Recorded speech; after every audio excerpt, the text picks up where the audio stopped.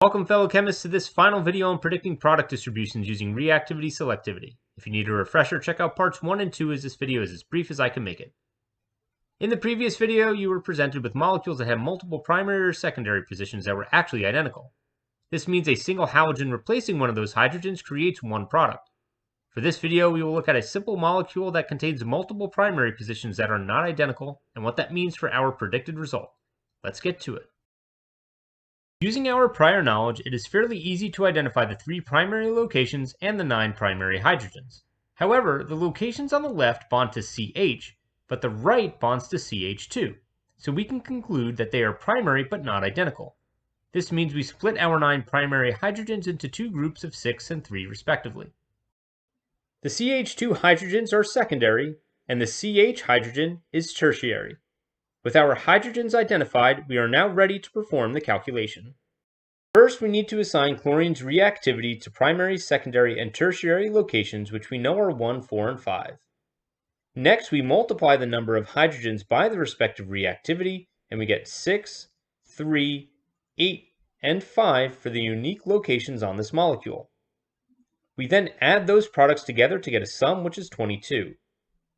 This sum is then used to divide all of the individual products, which will give us the resulting percentage for each unique molecule formed by the monochlorination reaction. In addition to showing the structure of the product, I have also included the name underneath the structure. It is crucial to assign the distribution to the correct product. Chlorine is quite reactive and therefore less selective about which hydrogen it replaces, so we get a significant amount of each of the 4 potential products of the reaction. However, what would happen with monobromination? Pause the video and give it a go. When you are done, check the script for the working out. I hope you actually did the calculation yourself, but if you just wanted to enjoy the show, we get a much different result. This is because bromine is less reactive and therefore more selective about which hydrogen it replaces. We still produce the 4 potential products. However, monobromination heavily favors the production of the tertiary halide 2-bromo-2-methylbutane. To quickly wrap things up, first identify all primary, secondary, or tertiary locations. Combine the chemically identical locations and keep the unique ones separate. There is no change to the calculation itself, but ensure the expected distribution gets assigned to the correct product.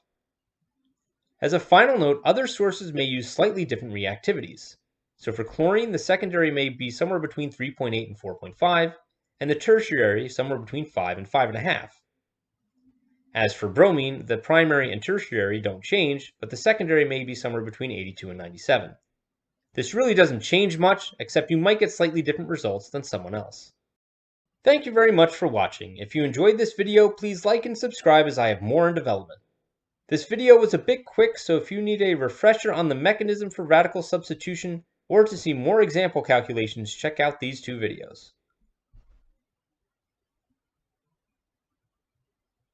As always, feel free to get in touch with me via email, social media, or if you would like, make a request in the comments.